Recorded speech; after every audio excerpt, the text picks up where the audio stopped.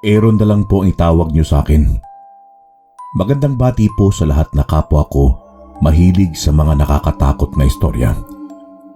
Dati na po akong tagapakinig sa channel niyo. Pero kamakailan ko lang naisip, bakit nga ba hindi ko ibahagi sa inyo yung kinuwento sa akin ng lolo ko nung nasa ospital pa siya. Nakakatakot ang kwentong yun. May kinalaman sa mga aswang. Ganito po kasi yun. Ang lolo Aster namin, na tatay ni Papa, ay kinuha ni Papa sa probinsya nila dahil may sakit na ito at kailangang may pagamot. Hindi naman kasi ito may papagamot ni Papa kung nasa probinsya dahil walang mag-aasikaso. Tapos, ayaw din talaga ni lolo na magpagamot. Alam niyo ba kung ano ang katwiran niya? Kapag oras mo na, ay oras mo na at wala raw makakapigil nun. Kahit ang pinakamagaling na doktor sa balat ng lupa ay walang magagawa. Pero mapilit si Papa. Ang katwiran naman niya, ang importante raw ay ginawa ang lahat para mapagaling si lolo. Kaysa naman daw pinabayaan lang at hinayaang lumala. Kaya ayun, walang nagawa si Lolo Aster kundi ang sumama kay Papa paluwas ng Maynila. Katakot-takot na pilitan bago pa namin madala sa ospital si lolo. Ang gusto pa sa bahay na lang daw namin siya magpapagaling. Hindi naman siya nanalo kay Papa. Ang ending, sa ospital pa rin ang bagsak niya. Kailangan kasi talaga siyang makonfine. Hindi kayo maniniwala, nakadalawang beses pang tumakas si lolo sa ospital. Pero si Papa, nagalit na sa kanya. Kaya yun, napilitan na rin siyang sumunod at magpakabait. Sinabihan kasi siya ni Papa na kung kailan tumanda ay saka naging pasaway. Samantalang nung maliliit pa sila ay mas masigasig pa ito sa nanay nila na mapainom sila ng gamot sa tuwing magkakasakit silang magkakapatid. Tapos, ngayong siya na ang kailangang magpagaling ay aayaw-ayaw. Ito na nga ang problema. Walang ibang pwedeng magbantay kay lolo kundi kaming dalawang magkapatid, ang ate Zaira ko at ako. Si ate Zaira, naghahanap pa lang ng trabaho noon. Tapos ako naman, bakasyon sa eskwela. 3rd year high school ako. Nung una, ayoko talagang magbantay kay lolo. Panay ang labas ko noon. Hindi ako mapakali. Naiinip kasi ako at ayoko talaga ng amoy ng ospital. Pero nung magsimula nang magkwento si lolo tungkol sa aswang, yun na ang nakapagpatahimik sa akin sa tabi niya. Naging interesado ako kasi nga mahilig talaga ako sa mga nakakatakot. Tinanong ko pa si Lolo Aster kung totoo ba ang kinukwento niya o baka naman gawa-gawa lang niya para hindi na rin siya mainip. Totoo raw at hindi nga raw niya makalimutan, lalo na at kababata, kalaro at naging kaibigan din niya ang ibibida niya sa karanasang yun. Si Ate Zaira hindi interesado kasi ayaw niya sa horror. Duwag kasi yun kaya ako lang ang matyagang nakinig sa kwento ni lolo. Nung may kwento niya sa akin yun, naku, hindi ko na rin magawang kalimutan. Pero ngayon ko lang nga naisip na ibahagi sa inyo. Hindi naman na siguro magagalit ang lolo ko. Sumalangit nawa siya. Malalim na ang gabi nun. Tulog na si Ate Zaira sa upuang nasa loob ng silid ni Lolo Aster sa ospital. Pero kaming dalawa ni lolo ay parehong mulat pa. At doon nga niya inumpisang ikwento sa akin ang tungkol sa aswang sa baryo nila. Isang batang aswang.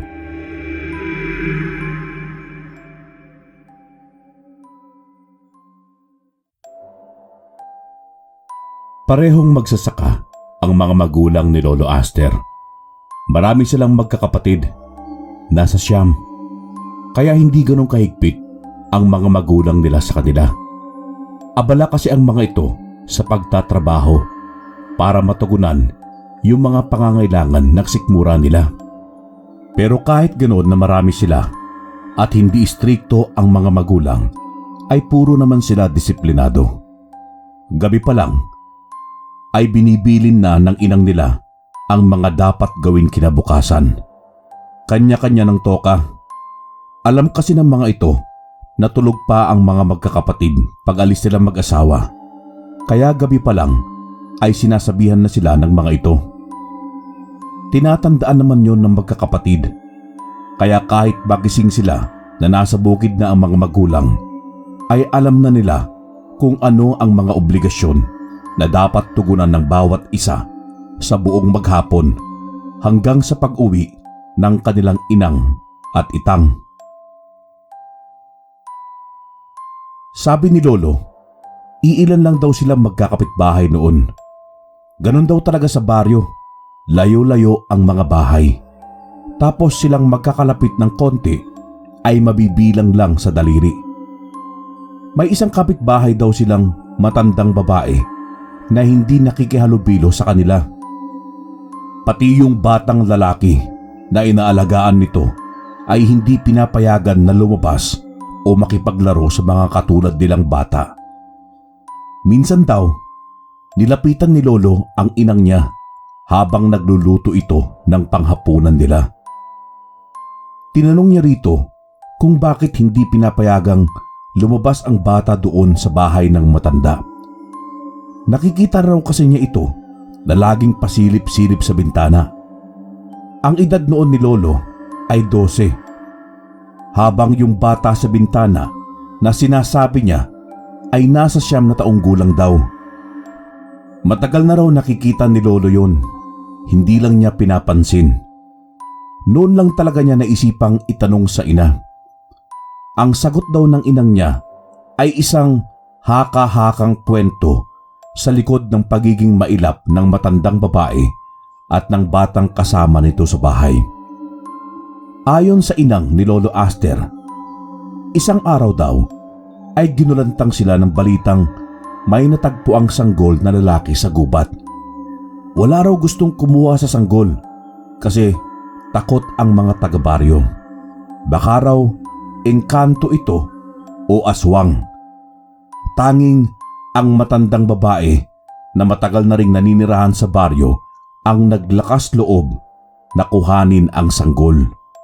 Yung matandang babae ay itago na lang po natin sa pangalang Aling Iska. Noon pa man daw ay mailap na ito sa lahat ng mga kapitbahay niya. Dahil siguro alam niya na pinagsususpetsahan siya ng mga ito na isang mangkukulam. Yung itsura raw kasi ng matanda mapagkakamalan talagang mangkukulam. Lagi raw itong nakabistidang itim na mahaba. Sabog-sabog ang kulot na buhok na parang walang suklay sa bahay. Mahaba rin daw ang ilong nito. Hindi pangkaraniwan yung tangos na parang sa isang bruha. Tapos walang kinakausap. Kaya yung mga kalugar nila talagang pinaghihinalaan ito. Kapag may nakukulam sa baryo o maski sa ibang bayan, si Aling Iska agad ang pinagdududahang may gawa. Madalas daw noon ay may sumusugod sa bahay nito. Binabato pa nga raw ang bahay pero wala naman silang mailabas na ebidensya na magpapatunay na isa nga itong mangkukulam maliban sa pisikal nitong anyo. Kaya nang kupkupin ni Aling Iska ang sanggol na natagpuan sa gubat, maging ito ay hindi rin inalapit sa mga tao. Hindi raw pinapayagan ng batang lalaki na makipaglaro sa mga kapwa nito bata o makipagkwentuhan man lang. Basta lagi lang daw itong nasa bintana. Makakalabas lang ang bata kung kasamang lalabas ang matanda. Ganon daw ang naging sistema ng dalawa. Parang may hiwalay na mundo sa mga kapitbahay nila sa baryo. Napatango-tango si Lolo. Noon lang niya naunawaan na yun pala ang dahilan kung bakit hindi lumalabas ang bata sa bintana. Sa isip ni Lolo, Sana raw minsan ay maaya niya ito na lumabas at makipaglaro sa kanila. Kahit patakas lang, yung hindi malalaman ng nanay nito o lola. Hindi pa raw niya alam ang tawag noon ng bata sa matandang babae dahil hindi pa naman niya naririnig na nag-usap ang mga ito.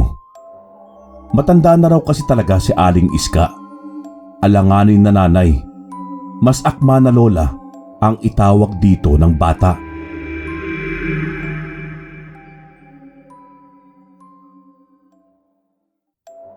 Mula nang malaman ni Lolo Aster ang kwento ni Aling Iska at ng batang lalaking kinukupkup nito, ay hindi na siya mapakali. Gustong gusto talaga niya na makilala ang bata at makalaro ito. Kaya nag-iisip siya ng paraan. Isang beses, habang naglalaro sila ng mga kapwa bata sa malupa at maalikabok nilang kalsada, ay nakita niya itong nakasilip na naman sa bintana. Hinuli niya ang tingin. Tapos, nang mapatingin na sa kanya, ay kinawayan niya. Medyo nagulat daw yung reaksyon ng bata, pero hindi ito tuminag sa kinauupuan sa bintana. Si Lolo naman ay kumaway ulit. Sinenyasan ang bata na lumabas. Napalingon daw ang bata sa loob ng bahay. Tapos ay parang takot na bigla nitong isinara ang bintana. Napakamot na lang ng ulo si Lolo Aster. Sa isip-isip niya, mukhang malaki ang takot nito sa matandang si Aling Iska. Nang sabihin ni Lolo sa inang niya ang tungkol sa ginawa niyang pagkaway sa batang lalaki, ay napagalitan siya. Wag na raw niya yung uulitin. Baka raw malaman ni Aling Iska ay makagalitan din siya nito at baka kulabing pa siya. Hindi naman natakot si Lolo sa sinabi ng inang niya kasi hindi pa raw lubos na nauunawaan ni Lolo noon ang tungkol sa kulam. Kaya nagtataka siya kung bakit ganon na lang ang takot ng nanay niya sa simpleng pagkaway na ginawa niya sa batang lalaki. Dahil bata pa, likas na may kakulitan at katigasan ng ulo. Nang sumunod na araw, ay yun na naman ang ginawa ni Lolo. Inulit na naman niya ang pagkaway sa bata. Pero hindi pa rin tuminag ang batang lalaki. Kahit ganoon, tingin niya ay mukhang gustong gusto naman nitong lumabas. Naisip ni Lolo na lapitan ito. Nakipagkilala raw siya. Akala niya hindi siya kakausapin ng bata. Pero nagpakilala rin daw ito sa kanya. Tawagin na lang natin siya sa pangalang Oscar.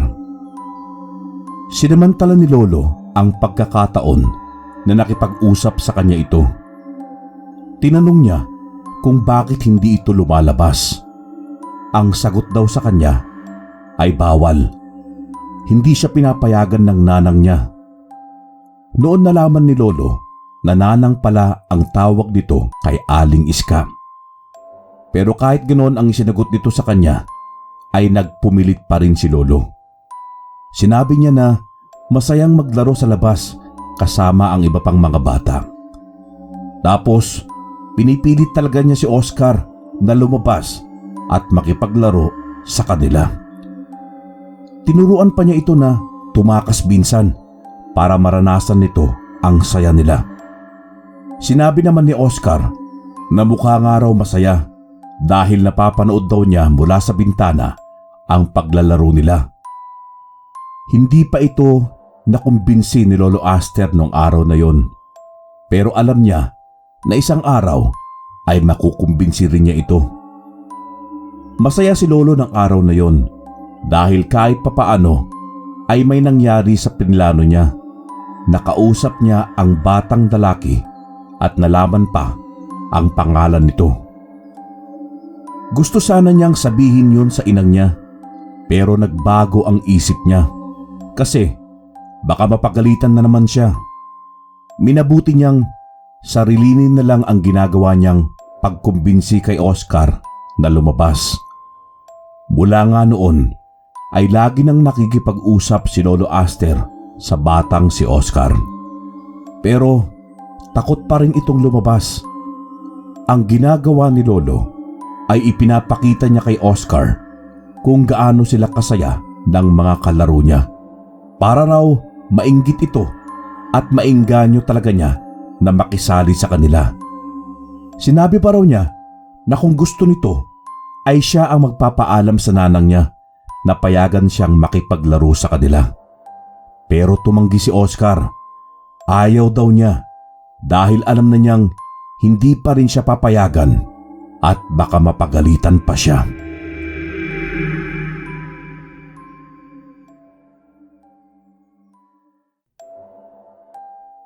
Tuloy ang ginagawang pangungumbinsi ni Lolo Aster kay Oscar. Bago at pagkatapos maglaro ay nilalapitan niya ito sa bintana at kinakausap.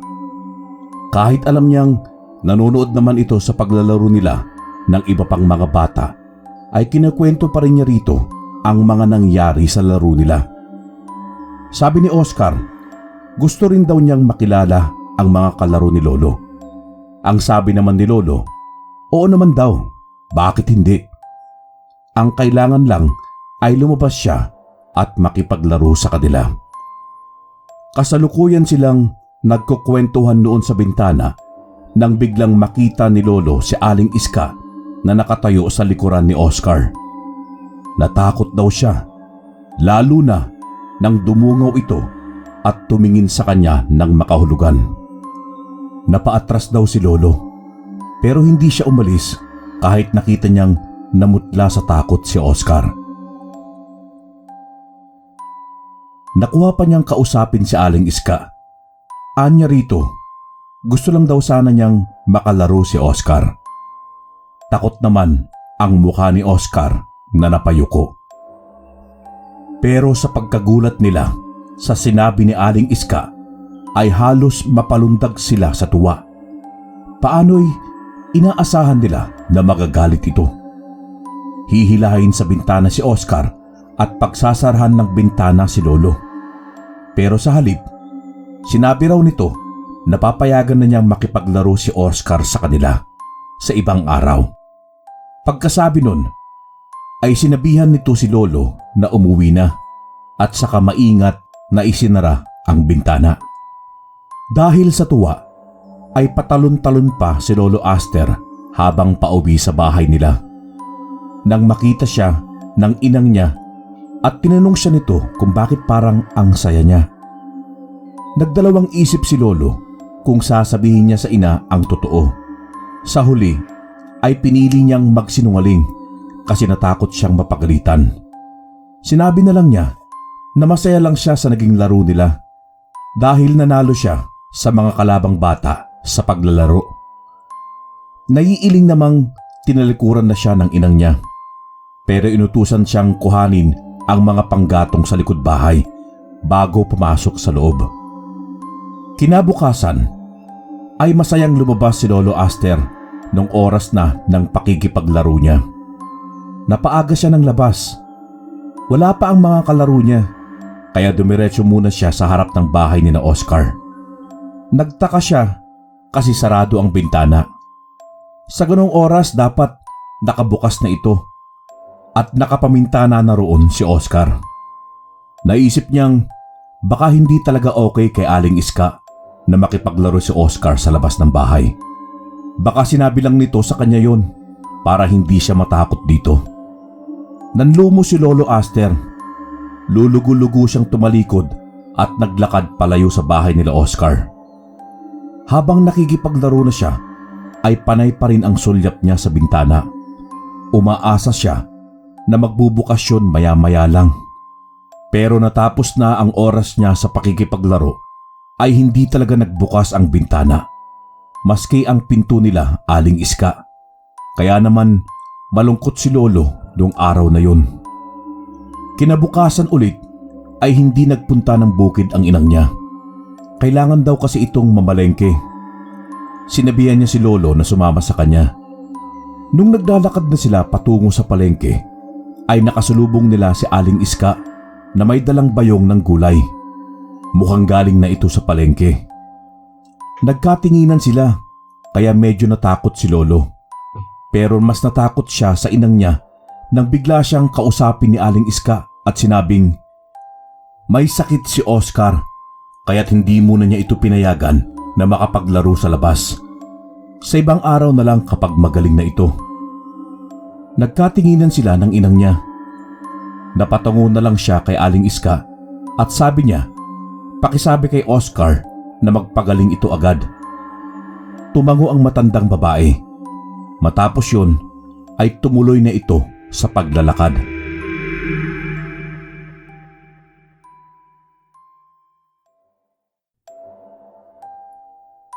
Nang makalayo na sa kanila si Aling Iska, ay hindi raw makapaniwala ang inang ni Lolo. Tinanong siya nito kung paano niya nagawang kausapin ang matandang yon na pinangingilagan ng halos lahat ng mga tao sa baryo. Dahil buking na rin naman siya, kaya nagsabi na ng totoo si Lolo sa inang niya.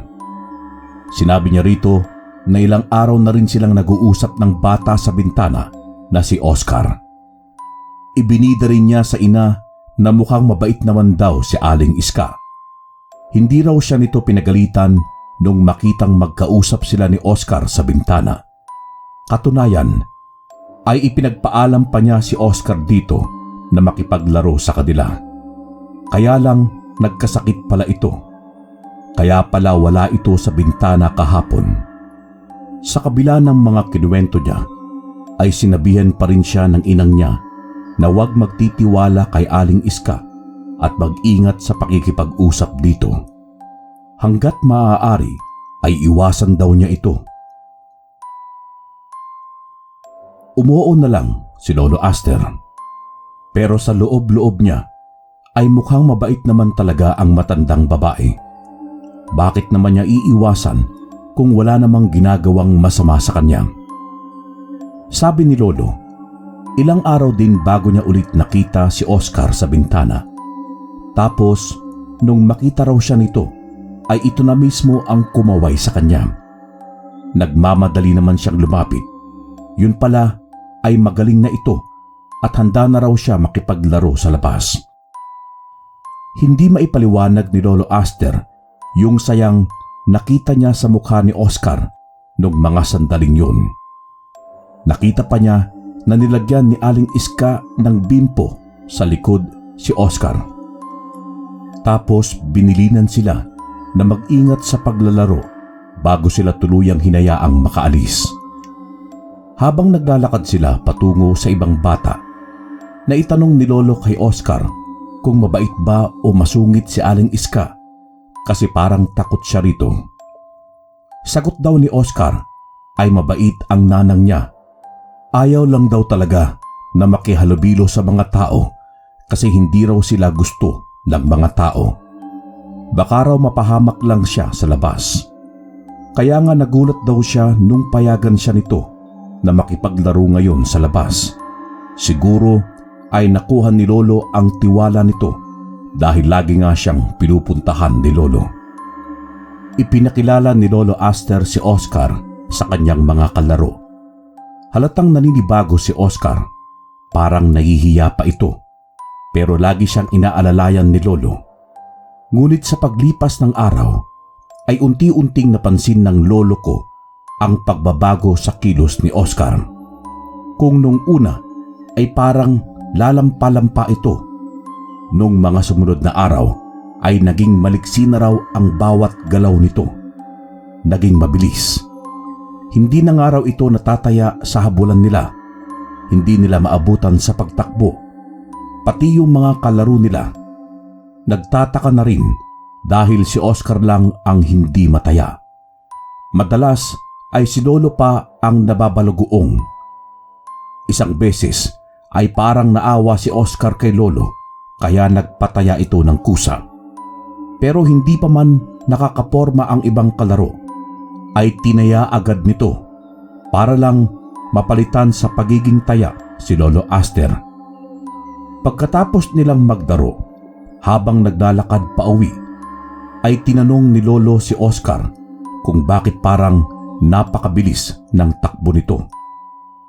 Halatang hindi alam ni Oscar ang isasagot niya. Siguro raw ay nasabik lang siya sa paglalaro dahil matagal na nga niya yung gustong gawin. Kaya nga raw sobrang pasasalamat niya kay Lolo dahil ito lang ang naglakas loob na ayain siya. Akala raw talaga niya ay takot sa kanila ng nanang niya ang mga bata. Hindi kumbinsido si Lolo Aster sa sagot ni Oscar dahil parang may kakaiba talaga sa liksi nito. Wala pa siyang nakikitang ganong kabilis na bata kahit sino man sa kanyang mga nakalarong bata.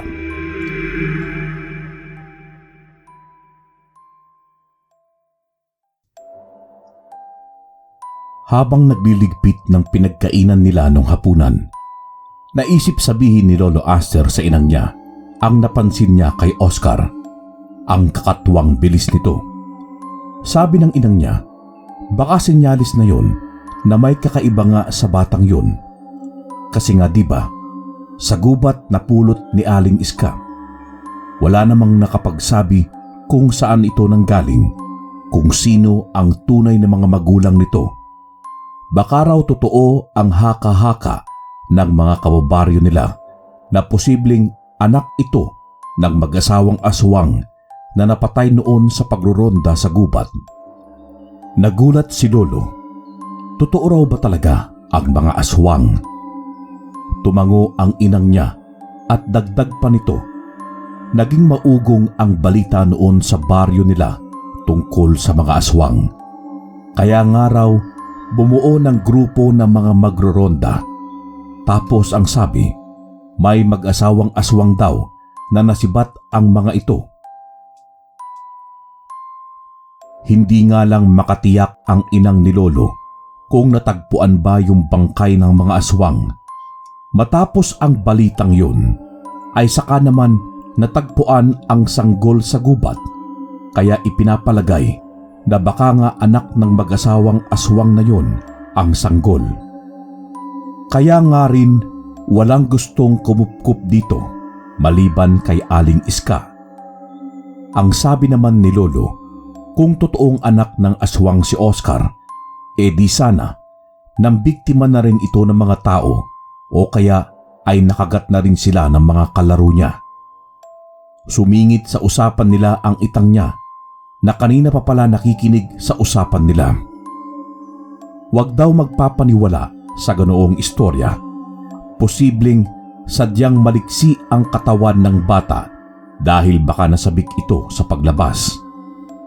Ikaw ba naman daw yung nakakulong lang lagi sa bahay at pasilip-silip sa bintana? Huwag na raw bigyan ng ibang kahulugan ang pagiging maliksing bata nito. Baka raw puro gulay at prutas ang kinakain nun, kaya ganon. Ang mga usapin tungkol sa aswang ay dati pa namang nabalita sa lugar nila at kahit sa ibang lugar. Pero wala namang matibay na ebidensya tungkol dito. Hindi sinang-ayunan ng inang ni Lolo ang sinabi ng itang niya, kaya sa bandang huli ay ang dalawa na ang nagtalo tungkol sa mga aswang. Tapos si Lolo pumasok na lang sa kwarto nilang magkakapatid. Ganoon na nga lang ang inisip ni Lolo Aster, tulad ng sinabi ng kanyang itang. Isang beses, habang naglalaro ulit sila, ay may isang kalaro ang nainis kay Lolo. Pinagbintangan si Lolo na mandaraya. Ipagtatanggol pa lang sana ni Lolo ang sarili nang biglang lumapit si Oscar at pinitsarahan ang kalaro nila. Matalim ang tingin na tila ba galit na galit ito. Natakot si Lolo kasi sa tingin niya ay naging mabagsik ang anyo ni Oscar. Umalma yung kalaro. Itinulak nito si Oscar kaya sumadsad si Oscar sa lupa. Mabilis naman itong tumayo. Lalong nagalit at walang kahirap-hirap na inihagis nito ang kalaro na dahilan para bumalandra ito sa tabi ng isang malaking puno. Sumadsad doon at tila ba nabalian pa ito. Namilipit sa sakit habang hawak ang balakang. Inawat ni Lolo si Oscar. Hindi maiwasan ni Lolo na hindi matakot sa ginawa nito. Pati nga yung mga kalaro nila ay natakot din at nagtakbuhan palayo sa kanila. Kumalma naman daw si Oscar nung silang dalawa na lang. Humingi ito ng paumanhin kay Lolo sa kanyang nagawa. Hindi raw niya sinasadya na masaktan ang kalaro nila. Kay Lolo, wala namang problema yun. Mabuti nga at ipinagtanggol siya ni Oscar. Kaya lang sa nangyari, tiyak na magsusumbong ang kalaro nila sa nanay nito at makakagalitan silang pareho ni Oscar.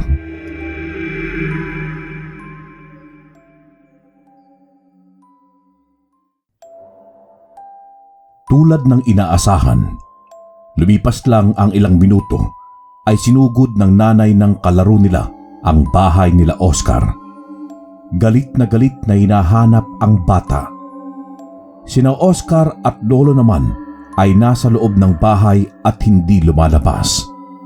Si Aling Iska ang humarap sa nanay at sinabing away bata lang ang nangyari. Humingi ito ng paumanhin sa babae. Hindi naman yon matanggap ng Ale dahil nasaktan daw ang anak niya. Ang gusto raw nitong mangyari ay magbayad sila sa ginawa nito sa anak niya. Wala namang pera si Aling Iska. Sariling tanim nga lang ang pinagkakakitaan nito na sa ibang bayan pa ibinebenta dahil walang nagtitiwala sa kanya sa baryo. Dinig na dinig ni Lolo nang sabihin ni Aling Iska sa babae na kapag hindi pa ito umalis ay mas higit pa roon ang sakit na mararanasan ng anak nito. Sa takot daw ay nagmamadaling umalis ang babae kasama ang anak niya. Nang pumasok na si Aling Iska sa loob ay hindi napigilan ni Lolo na itanong dito kung anong ibig sabihin ng sinabi nito na mas higit pa roon ang sakit na mararanasan ng kalaro niya. Paliwanag daw ni Aling Iska, mangkukulam ang tingin sa kanya ng mga taga-baryo. Kaya raw niya yun sinabi ay upang takutin ang babae para itigil na nito ang ginagawang pang-iiskandalo. Nilapitan ni Aling Iska si Oscar at sinabihan ito na ngayong nakita na nito ang bunga ng paglabas niya, dapat daw ay matuto na itong sumunod sa kanya na hindi sila dapat nakikipag-ugnayan sa ibang tao. Sumingit naman si Lolo at sabi ay kaibigan daw siya ni Oscar, kaya sana raw ay huwag silang pagbawalan na maglaro kahit silang dalawa lang. Isa pa, nauna naman daw kasing nang away ang kalaro nila. Ipinagtanggol lang siya ni Oscar. Hinaplos siya ni Aling Iska sa ulo at sinabi na mula ngayon ay siya na ang tatayong kuya ni Oscar. Natuwa naman si Lolo sa sinabi nito. Pagdating sa bahay, ay ikinuwento agad ni Lolo Aster sa inang na kadarating pa lang sa bukid ang nangyari. Nag-alala ang inang niya. Iba raw magalit si Aling Iska. Tiyak nakukulamin nito ang babae kung hindi pa ito tumigil. Kaya dapat daw ay layuan na lang ni Lolo si Oscar para hindi siya madamay. Palagi namang sumusunod si Lolo Aster sa mga sinasabi ng inang niya. Sa pagkakataon lang na yon ay hindi niya talaga ito masusunod dahil mabait si Oscar sa kanya, pati si Aling Iska. Alam niyang hindi siya sasaktan ng mga ito kung totoo man na mangkukulam nga ang matandang babae at ang anak naman ng aswang na si Oscar. Isang hapon, pinuntahan ni Lolo Aster si Oscar. Tiyempong palabas ito ng bahay. Tinanong ni Lolo kung saan ito pupunta. Sabi ni Oscar, mangangahoy dapat sila ng nanang niya. Kaso, pagsilip niya sa silid nito, nakahiga pa ito. Mukhang masama ang pakiramdam. Kaya siya na lang sana ang mangangahoy kahit hindi nito alam. Dahil wala namang kasama si Oscar, kaya sinamahan na lang ito ni Lolo. Nung pauwi na sila galing sa kakahuyan, narinig nilang pinag-uusapan ng dalawang nakasalubong nila na may nangyari raw masama doon sa nanay ng kalaro nila na sumugod kila Aling Iska. Mukhang nakulam daw ito. Tapos huminto sa pag-uusap yung dalawang ali na nasalubong nila nang mapatapat sa kanila. Nung lumampas na ay nilingon pa ito ni Lolo. Nakita niyang nakatingin pa rin sa kanila ang mga ito na nagbubulungan. Inakbayan ni Lolo si Oscar at sabi ay huwag nang pansinin ang narinig nila. Tapos tumuloy na sila sa paglalakad pauwi, bitbit ang mga pinangahoy nila.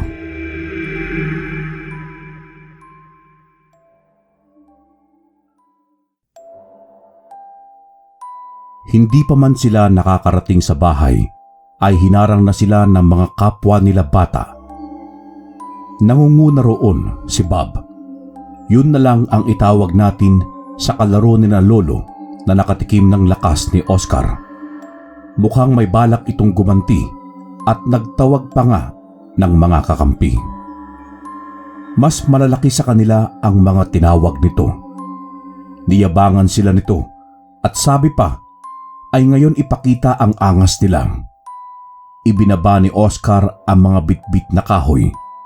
Sinubukan siyang pigilan ni Lolo Aster. Saad ni Lolo, huwag na nilang patulan dahil tiyak na hindi sila mananalo ngayon sa mga ito.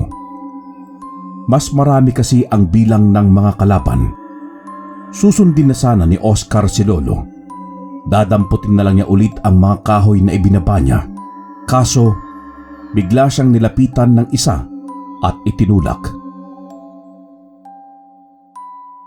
Yun na nga ang naging mitsa para makipagrambulan ulit si Oscar. Hindi naman matiis ni Lolo Aster na hindi itutulungan. Nakisuntok din siya.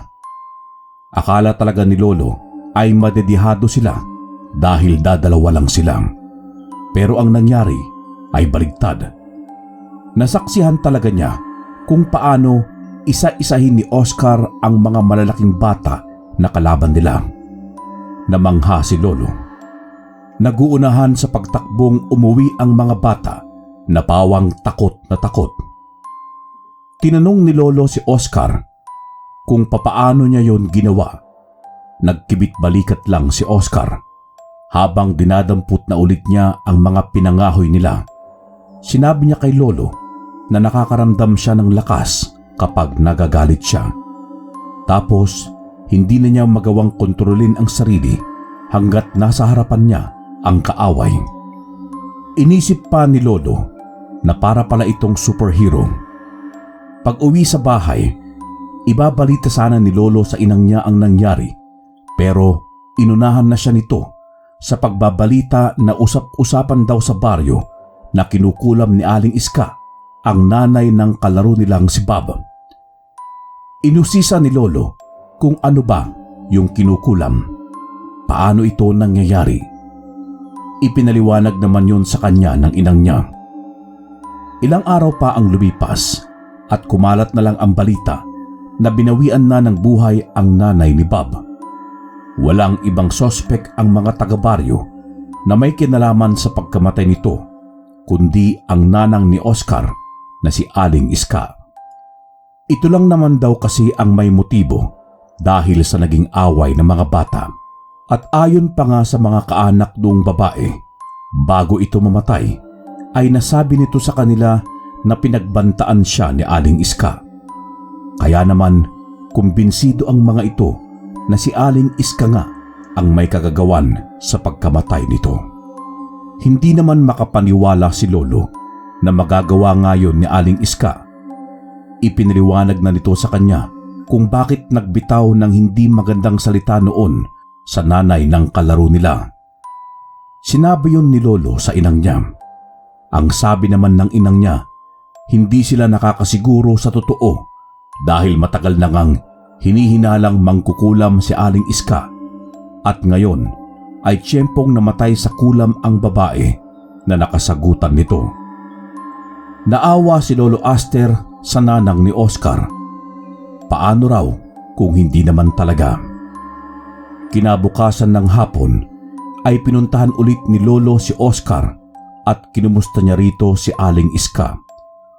Okay naman daw ito, maliban sa pagiging matamlay nitong mga nakaraang araw. Pero alam naman daw ni Oscar na babalik din ang sigla ng nanang niya. Tapos nakisuyo si Oscar kay Lolo na kung pwede ay samahan siya nito sa pag-iigib ng tubig sa poso. Wala na raw kasi silang tubig na magagamit. Pumayag naman si Lolo. Bitbit niya ang isa pang balde nila Oscar.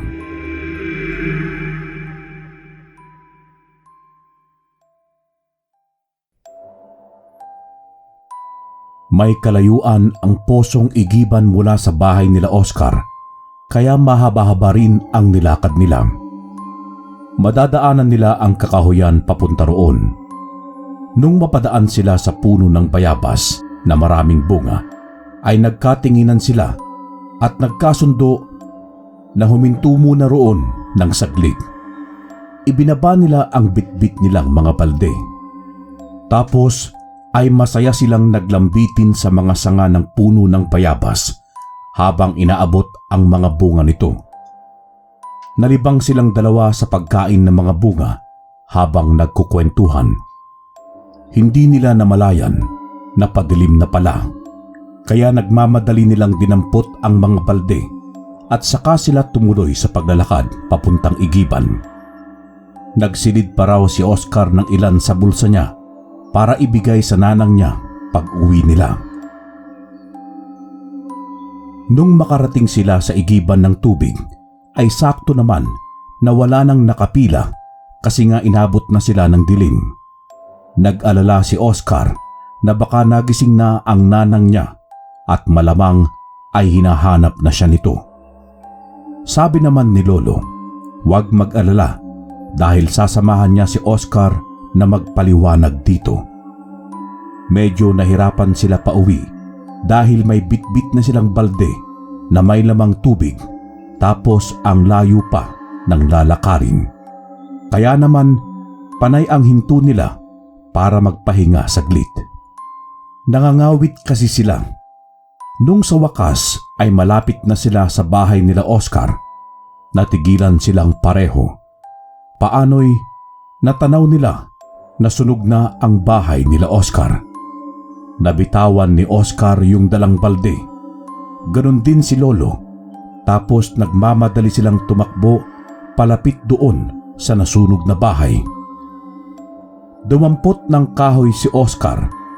Ginawa niyang panghawi sa mga sunog na bahagi ng bahay nila. Yung silid agad ng nanang niya ang tinungo niya. Ganon na lang daw ang panghihilakbot nilang dalawa sa nakita. Nandun pa rin si Aling Iska sa silid nito, pero sunog na. Hindi raw maintindihan ni Lolo Aster kung masusuka siya o ano sa sobrang takot at pagkagimbal sa dinatnan nilang iyon, lalo na pagkakita nila kay Aling Iska sa sunog nitong katawan. Iyak ng iyak si Oscar. Halos maglupasay daw ito roon. Hindi alintana yung init na natitira sa loob ng sunog na bahay.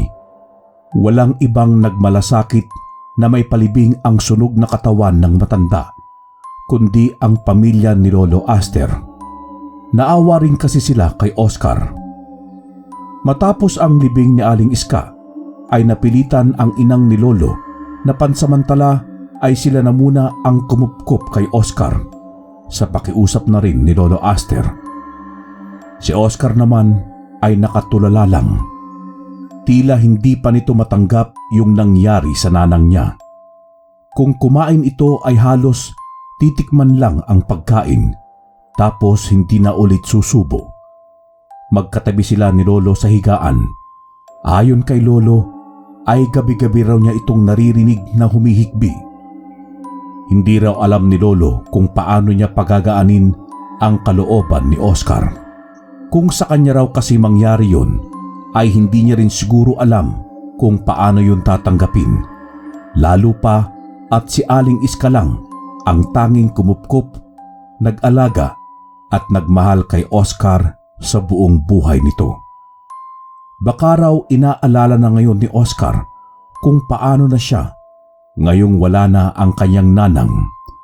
Awang-awa si Lolo sa kaibigan niya. Mula noon ay hindi na talaga niya ito nakitang ngumiti. Matipid ding makipag-usap, lalo na sa mga magulang at mga kapatid ni Lolo. Tanging si Lolo Aster na lang daw talaga ang pinagkakatiwalaan nitong kausapin. Tapos isang araw, habang nakaupo sila sa baitang ng hagdan, ay may sinabi ito sa kanya. Hahanapin daw nito ang gumawa nun sa nanang niya. Pagbabayarin daw nito ang mga yun. Si Lolo naman, napakamot lang ng ulo. Kasi sa tulad nilang bata pa, ay ano naman ang muwang nila sa pagganti. Lalo na at hindi naman nila nakita kung sino ang sumunog ng bahay. Kaya ang sinabing yun ni Oscar ay hindi na lang binigyang pansin ni Lolo.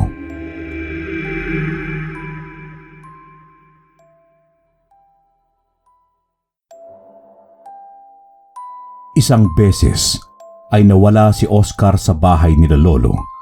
Hinanap niya ito at nakita niyang bumalik pala ito sa sunog nilang bahay. Palibhasa ay masyadong liblib ang baryo nila Lolo, kaya ang mga nangyayari doon ay lumilipas na lang na parang walang nangyari. Tulad sa pagkasunog ng bahay nila Aling Iska at pagkasunog mismo nito. Walang nangyaring investigasyon at naiwan lang na nakatiwangwang ang sunog na bahay. Tatawagin na sana ni Lolo si Oscar, pero natigilan siya sa nakita niyang ginagawa nito. Nakayuko raw ito sa lupa na parang may kinakapa doon.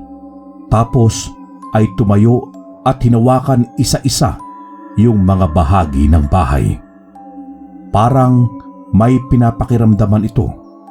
Maya-maya ay hindi na rin nakatiis si Lolo Aster. Nilapitan na niya ito at tinanong kung anong ginagawa roon. Sabi ni Oscar, malapit na niyang malaman kung sino-sino ang gumawa noon. Nagtataka si Lolo, pero hindi na niya inusisa si Oscar tungkol sa binabalak nitong paghihiganti. Kasi para sa kanya, mga bata lang sila at siguro nasasabi lang yun ng kaibigan niya dahil hindi pa nito matanggap ang nangyari. Sariwa pa sa isip nito. Pero pasasaan ba't makakalimutan din ito ang trahedyang yun sa buhay nila. Isang gabi, nagising si Lolo dahil sa paggalaw-galaw ni Oscar sa higaan. Nang tingnan niya ito, ay nanginginig ang buong katawan nito na para bang nangingisay. Tinapik-tapik niya ito at niyugyug pero walang nabago. Sa takot ni Lolo ay bumangon siya at pinuntahan sa silid ang inang niya. Nataranta sila kasi hindi nila alam pare-pareho kung anong nangyayari kay Oscar. Nangingitim ang ilalim ng mga mata nito. Tapos parang nanggigigil yung mga ngipin na ikinakagat sa hangin. Yung mga kamay at paa ay parehong naninigas. Sinubukan nila itong itayo at painumin ng tubig. Tapos pilit daw ibinubuka ng inang ni Lolo yung palad nito na kumukuyom sa paninigas. Ang itang naman nila ay hinilot-hilot ang paa nito at binti hanggang sa unti-unting maging kalmado si Oscar at bumalik sa normal. Nung payapa na ito, ay tinanong ito ng inang ni Lolo kung lagi ba nitong nararanasan ang ganoon, kung may sakit ba ito o ano. Umiling lang si Oscar. Puro iling ang naging sagot nito sa bawat tanong ng inang ni Lolo. Kinabukasan ay sinamahan nila si Oscar sa albularyo. Yun ang pinakamalapit na manggagamot na pwede nilang takbuhan. Ang paggamutan kasi na may totoong doktor ay malayong malayo pa sa baryo nila. Nang makita ng albularyo si Oscar ay napalunok ito, sabay napakrus. Hinila ang inang ni Lolo para kausapin itong nakadistansya sa kanila. Pero palihim na sumunod si Lolo at pinakinggan kung anong sasabihin ng albularyo sa kanyang inang. Saad ng albularyo, hindi raw ba't yun ang ampon ni Aling Iska? Tumango ang inang ni Lolo at sinabing sila na ang kumukupkup ngayon sa bata dahil naaawa raw sila rito. Sinabi pa ng inang sa albularyo na naging kaibigan na kasi ito ni Lolo. Tapos tinanong ng albularyo kung bakit dinala sa kanya ang bata. Kinuwento ng inang ni Lolo ang nangyari rito nung gabi. Hindi raw kasi nila alam ang gagawin. Kaya naisip nilang dalhin sa albularyo ay upang malaman kung may sakit ba ito o baka namamaligno. Umiling ng sunod-sunod ang albularyo at sinabing walang sakit ang bata. Sinabi rin ng albularyo na sigurado siyang ang bata ay hindi pangkaraniwan, tulad ng matagal ng usap-usapan sa baryo.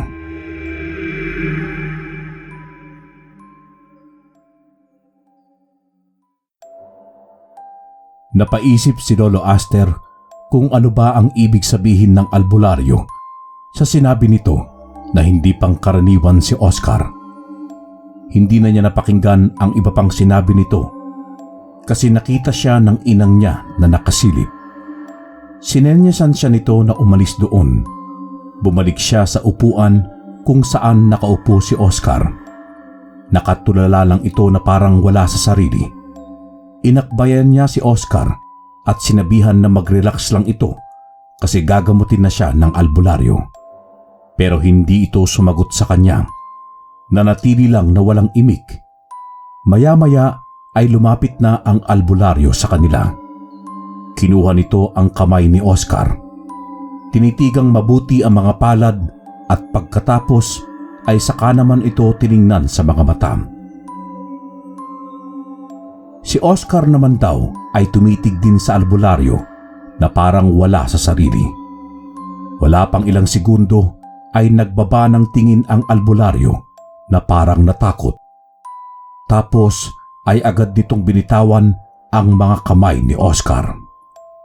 Muling kinausap ng albularyo ang inang ni Lolo at muli ring nakinig si Lolo dahil nagtaka siya sa kinilos ng albularyo. Narinig niyang sinabi nito sa inang niya, hanggat maaga pa raw ay paalisin na nila si Oscar sa bahay dahil hindi ito namamaligno o sinasaniban, kundi ito mismo ang mag-aakyat ng lagim sa bahay nila kapag hinayaan pa nilang manatili ito roon. Napatingin si Lolo Aster kay Oscar na wala pa ring imik sa pagkakaupo. Nang makauwi na sila, ay pinapasok na nila si Oscar sa silid.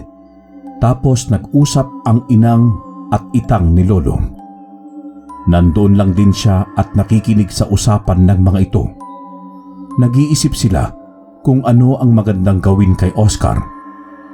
Saad ng inang ni Lolo, ano raw kaya kung dalhin nila sa pari, sa simbahan, at baka sakaling doon ito magkaroon ng payapang buhay. Hindi naman yun sinang-ayunan ng itang ni Lolo. Naaawa rin kasi ito sa bata.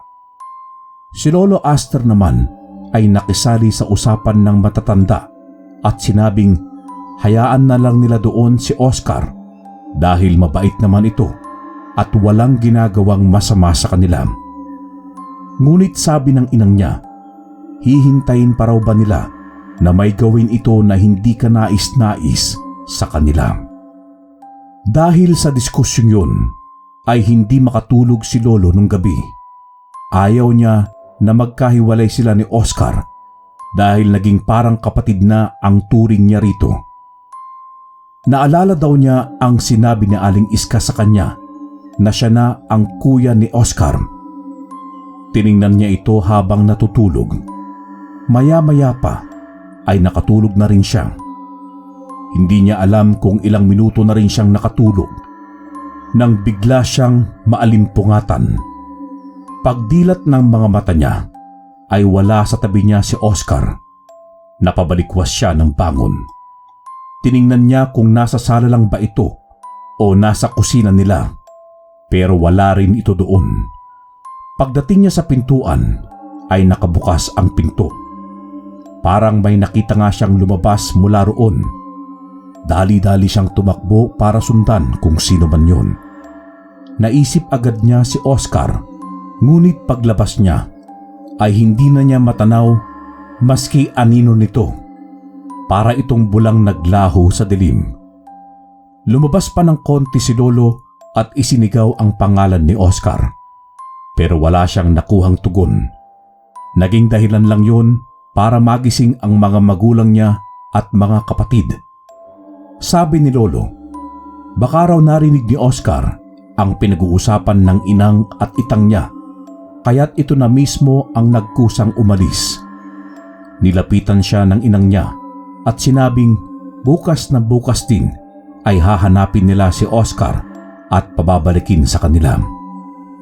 Kahit ganoon ang sinabi ng inang niya, ay hindi pa rin napanatag si Lolo dahil nag-aalala siya kay Oscar sa ganoong oras ng gabi na alam naman niyang wala itong ibang mapupuntahan at walang ibang tatanggap dito kundi silang pamilya.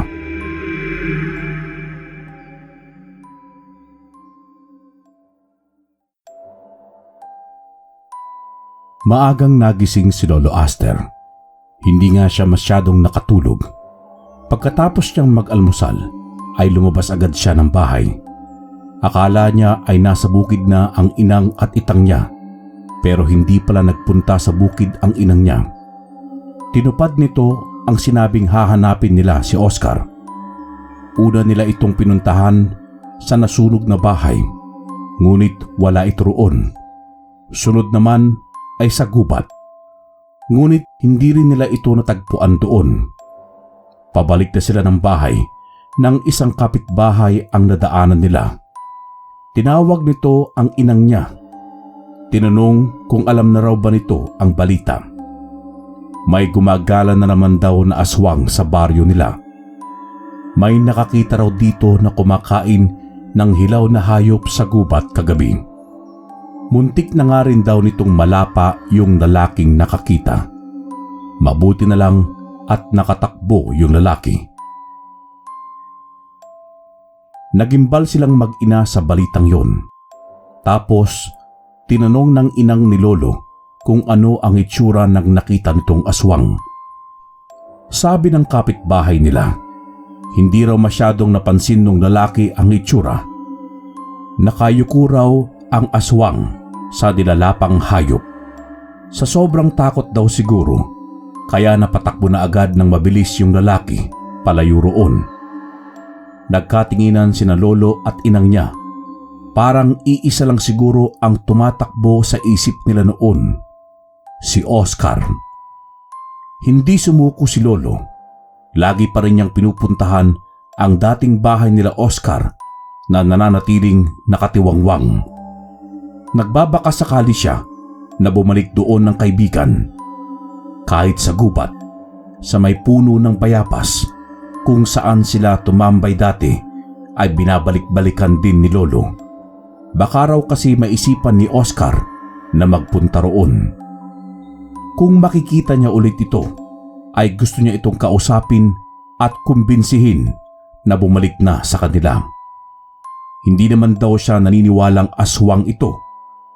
Sa ilang buwan ng pagkakakilala nila, ay alam daw niya na isang mabuting tao si Oscar at hindi ang hinihinala ng iba na anak ito ng aswang. Lungkot na lungkot daw si Lolo Aster noon, lalo na nung lumipas na ang mga araw na hindi pa rin nila nakikita si Oscar. Baka kung saan na raw ito napadpad, baka napahamak na ito. Hindi pa rin sumusuko si Lolo. Araw-araw pa rin daw niyang hinahanap si Oscar. Minsan ay pinagtatanong-tanong pa niya ito sa mga naging kalaro nila, pero walang makapagturo ng kinaroroonan nito. Hanggang sa isang hapon, kasama ni Lolo Aster ang nakababata niyang kapatid na lalaki sa gubat para manguha ng halamang gamot na pinapakuha ng inang nila nang bigla niyang mamataan si Oscar. Hindi raw siya pwedeng magkamali. Kahit nakatalikod ito ay alam niyang si Oscar ito, kaya dahan-dahan siyang humakbang. Sinenyasan niya ang kapatid na huwag mag-iingay. Napakunot si Lolo dahil may kakaiba kay Oscar. Panay daw ang kamot nito sa katawan na tila ba kating-kati. Nung medyo malapit na si Lolo ay saka niya ito tinawag. Mabagal ang naging paglingon nito sa kanya. Nang makaharap na ito ay napatakip ng bibig si Lolo sa nakita. Iba daw kasi ang itsura nito.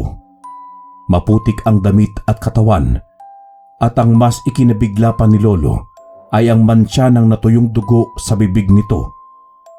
Habang nakatingin siya rito, ay naalala niyo yung napabalitang nakita ng lalaki na aswang na kumakain ng hayop sa gubat. Nakaramdam daw ng takot si Lolo. Hindi niya alam kung itutuloy ang paglapit kay Oscar o tatakbo na lang palayo rito.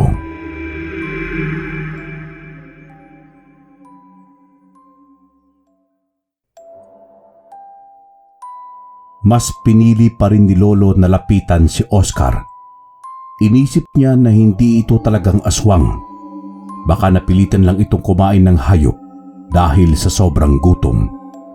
Kinausap niya ito at sinabihan na bumalik na sa kanila.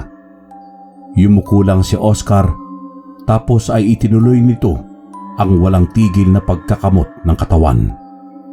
Sinubukan itong hawakan ni Lolo para pigilan sa pagkakamot, pero tinabig lang nito ang kamay niya at sinabihan na umalis na siya. Hindi talaga makapaniwala si Lolo. Parang nag-iba na si Oscar. Tila wala raw ito sa sarili. Ibang-iba sa Oscar na nakilala niya. Nagdesisyon si Lolo Aster. Sabi niya kay Oscar, kukuha na lang siya ng pagkain para hindi ito magutom at gamot para sa katikati nito. Hintayin lang daw siya roon. Tumingin sa kanya si Oscar at marahang tumango. Medyo natuwa si Lolo sa simpleng tugon yun ng kaibigan, kaya dali-dali na niyang inakay ang kapatid pauwi ng bahay. Tapos nagmamadali rin siyang kumuha ng pagkain. Saka yung pamahid ng inang niya kapag nangangati ang balat nito o kaya ay nananakit ang katawan. Dinala na rin daw niya para kay Oscar. Hindi na niya sinama ang nakababatang kapatid dahil natatakot daw ito sa itsura ni Oscar. Mag-isa na lang bumalik si Lolo sa gubat. Ngunit ganun na lang ang pagkadismaya niya. Nang pagdating doon ay wala na si Oscar. Wala na ito sa kinauupuan niya kanina na putol na puno.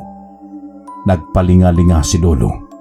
Bitbit ang pagkain at pamahid ay hinanap niya ang kaibigan sa iba pang bahagi ng gubat. Subalit hindi na niya nakita ulit, kaya malungkot na bumalik ng bahay si Lolo. Nung gabi bago sila matulog ay nabanggit ni Lolo sa inang niya ang tungkol kay Oscar. Sabi ng inang niya na nasabi na nga ito sa kanya ng kanyang kapatid kanina pa lang na pag-uwi nila galing sa gubat. Isang patunay daw ito na may katotohanan ang sinabi ng albularyo tungkol kay Oscar, kaya mas makabubuti na huwag na nila itong hanapin. Hayaan na lang daw nila ito na hanapin ang sariling kapalaran. Ang bigat daw ng dibdib ni Lolo noon. Kung buhay lang si Aling Iska ay tiyak na hindi nito gugustuhin ang nangyayari ngayon kay Oscar. Tiyak na marulungkot din ito gaya ng kanyang nararamdaman. Wala pa naman silang matibay na ebidensya na si Oscar nga ang aswang na napapabalitang gumagala ngayon sa baryo nila. Ang sumunod na kumalat na balita ay mas lalong nagpagimbal kina Lolo nang isa sa mga kamag-anak na lalaki ng kalaro niyang si Bob ang natagpuang walang buhay sa liblib doon daw sa may Talahiban.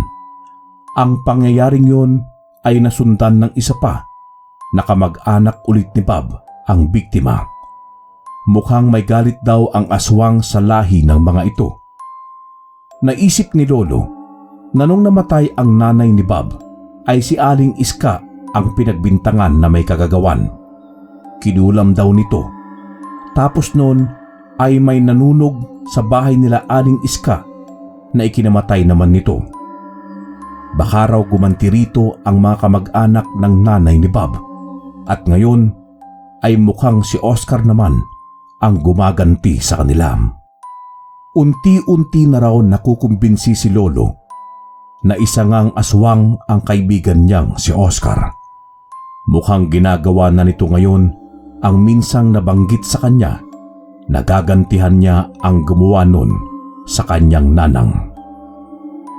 Naitanong ni Lolo sa nanang niya kung posible ba na ang mga kamag-anak ng nanay ni Bob ang may kagagawan sa pagkasunog ng bahay at pagkamatay ni Aling Iska. Posible naman daw dahil ang mga kamag-anak daw ng nanay ni Bob, yung mga pinsan nito, ay labas-masok sa kulungan. Ibig sabihin, may kakayahan ang mga ito na gawin ang ganoong bagay. Magulo raw ang pamilya ng mga ito. Singit pa ang itang ni Lolo. Katunayan, ang nanay ni Bob ay marami ring kaaway dahil sa mga utang. Kaya posible rin na hindi si Aling Iska ang may gawa ng kulam dito. Baka yung ibang kaaway dahil sa mga utang. Kaya posible rin na hindi si Aling Iska ang may gawa ng kulam dito. Baka yung ibang kaaway. Baka napagkamalan lang daw si Aling Iska dahil ito ang kilalang mangkukulam sa baryo na tiyempo namang nakaalitan nito.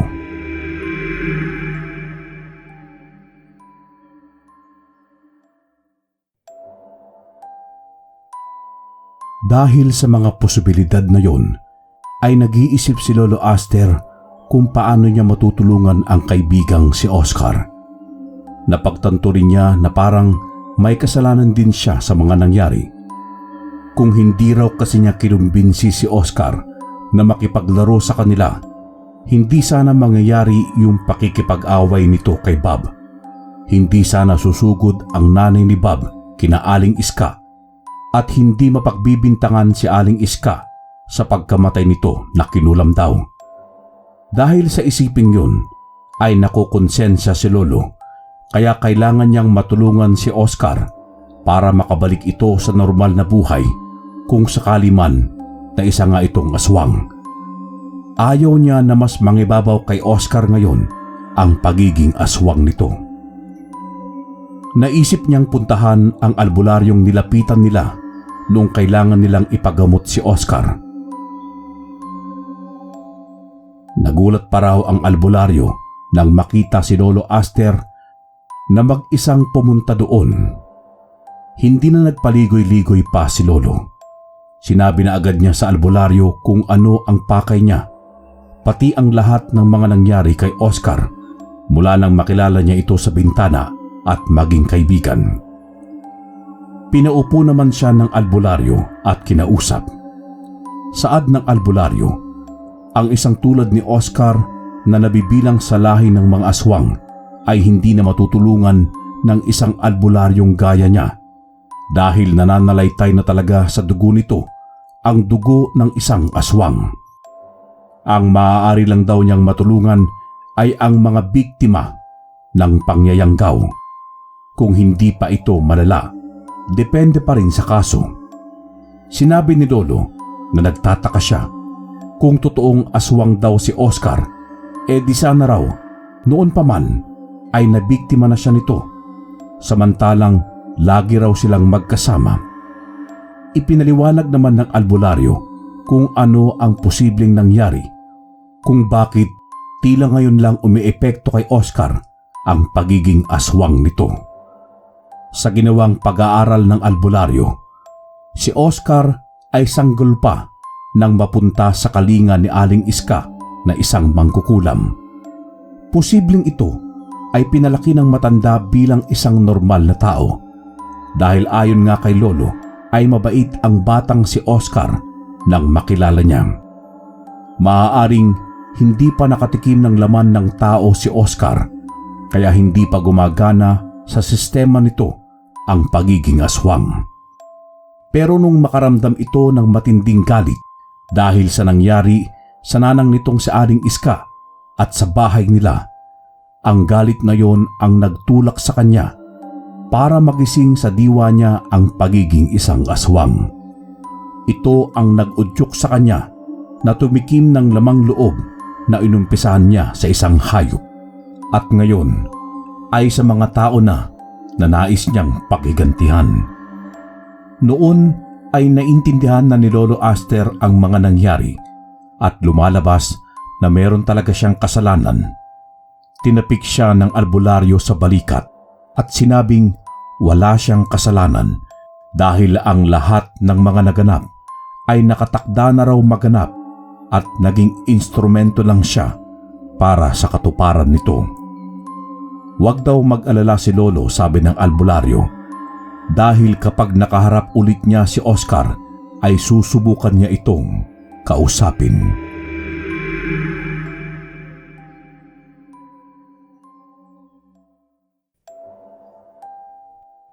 Hating gabi na raw noon, patulog na sina Lolo Aster nang bigla silang bulabugin ng mga nagruronda.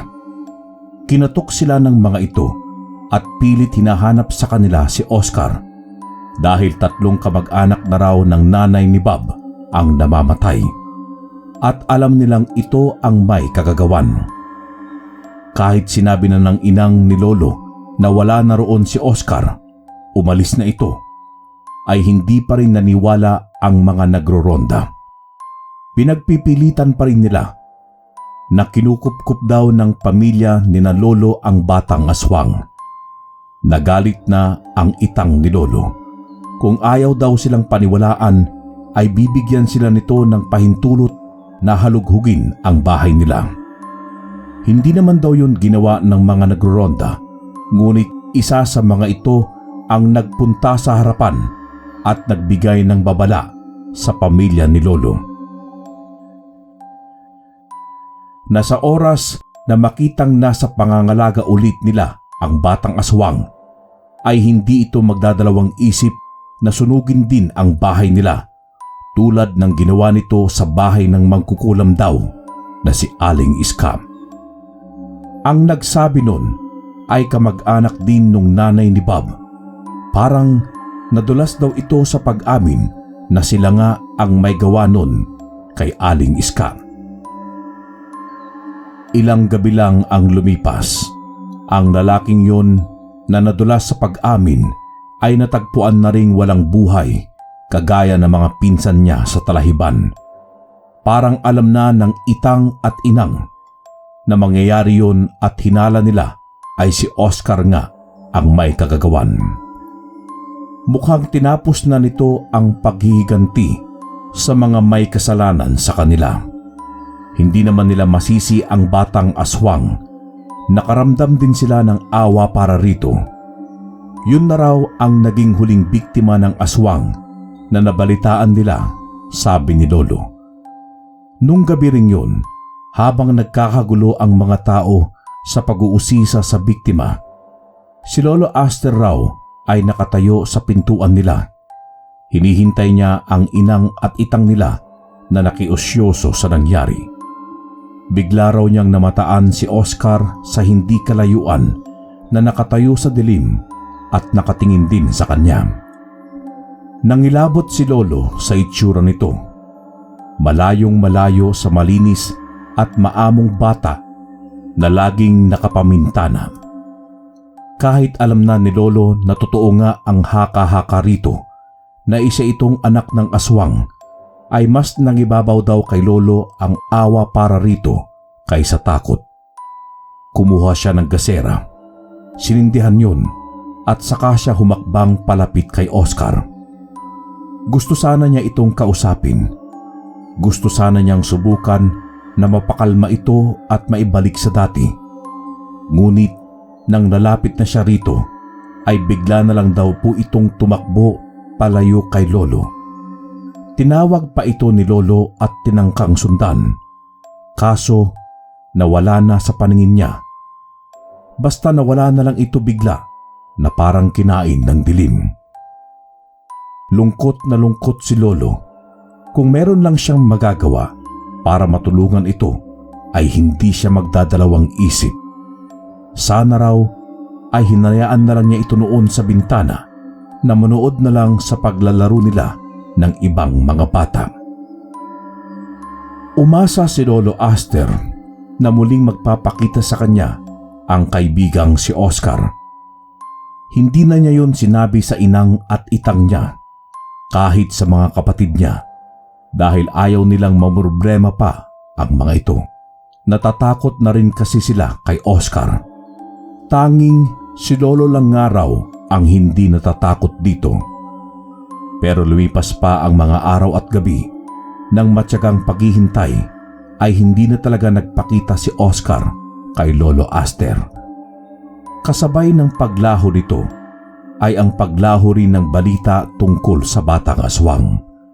Parang yung pagpapakita ro nito kay Lolo ay isa ng pamamaalam.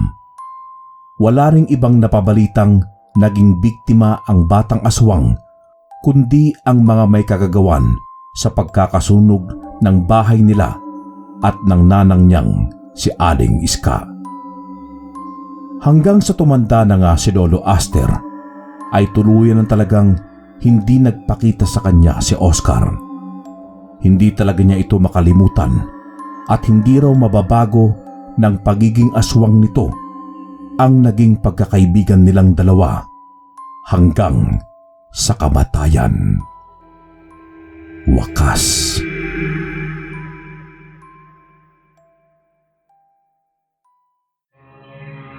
Magandang araw po sa inyong lahat at isang pagpupugay sa inyong suporta.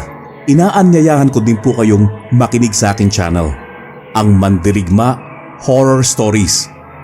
Maraming salamat at mabuhay po kayo!